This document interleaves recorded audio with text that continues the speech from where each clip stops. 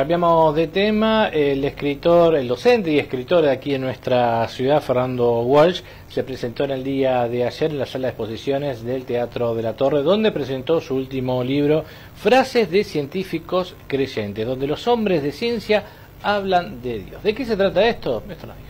Una de las cosas que he procurado hacer hace 10 años atrás hasta la fecha es poder informar a la gente y abrirle los ojos para mostrarle que la ciencia y la fe, en contra de lo que muchos dicen, se pueden complementar muy armoniosamente. La ciencia estudia la naturaleza. Acá estamos en Pinamar observando la belleza del cielo, los árboles, la naturaleza. Es uno de los libros de los que yo hablo, que en mi primer libro, que se llamaba El Señor de los Dos Libros. Ese libro nos habla de que hay un ser superior que ha diseñado ese universo armonioso y precioso que podemos observar y palpar con nuestros sentidos. Y el otro libro, que es el segundo libro, que nos revela un poquito más de su naturaleza y cuál es la realidad del ser humano y cuál es la forma de reconciliarnos con él, es las Sagradas Escrituras, la Biblia. Entonces esos dos libros muchas veces han sido puestos en discusión, como que se contrapone la ciencia con la fe.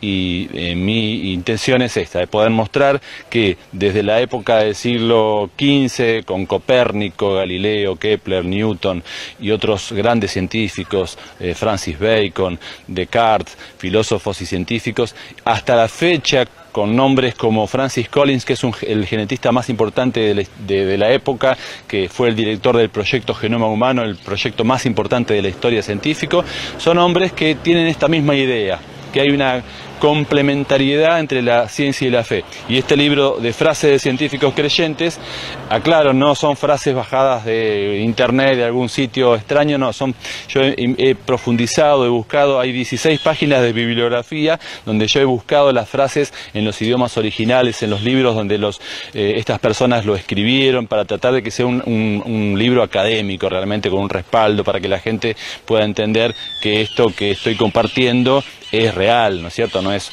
un invento mío.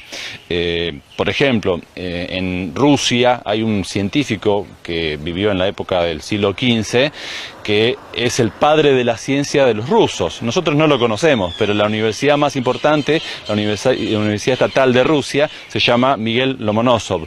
Y él, por ejemplo, una de las frases que yo pongo en la contraportada, dice: el Creador le dio a la raza humana 2 libros. Él reveló su majestad en uno y su voluntad en el otro. Ambos libros dan testimonio no solo de la existencia de Dios, sino también de sus bendiciones tácitas. Y así tenemos a Galileo, a Francis Bacon, que tenían esta misma idea.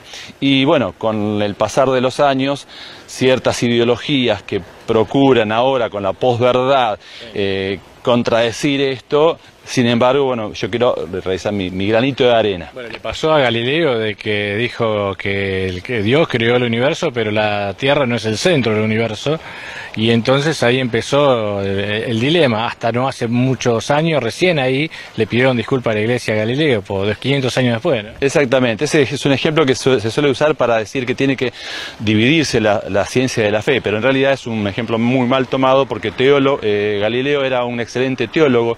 En una famosa carta a Cristina de Lorena, la duquesa de Toscana, que es una carta de unos 20 o 30 hojas más o menos, hace lo que se llama una apologética de la fe cristiana, una defensa de la complementariedad entre la Biblia y su visión científica acerca del movimiento de la Tierra alrededor del Sol.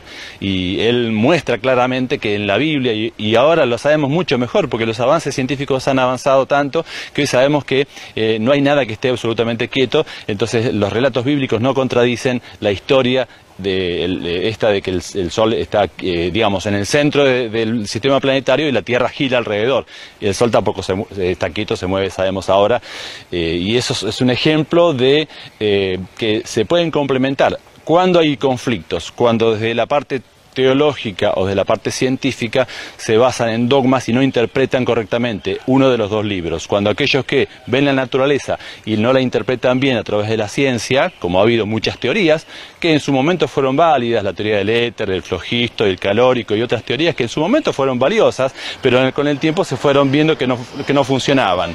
Lo mismo es con el otro libro, el libro de la Biblia. Mucha gente interpreta la Biblia de acuerdo a sus propios pensamientos, pero cuando hay ese tema se producen las sectas y el choque entre los dos libros, ¿no? Pero con una mente objetiva y con la ayuda de Dios uno puede entender que ambos se complementan y es un mismo mensaje que proviene de Dios. Y no te hablo de religión, te hablo de una cuestión, de una relación con Dios, ¿no es cierto?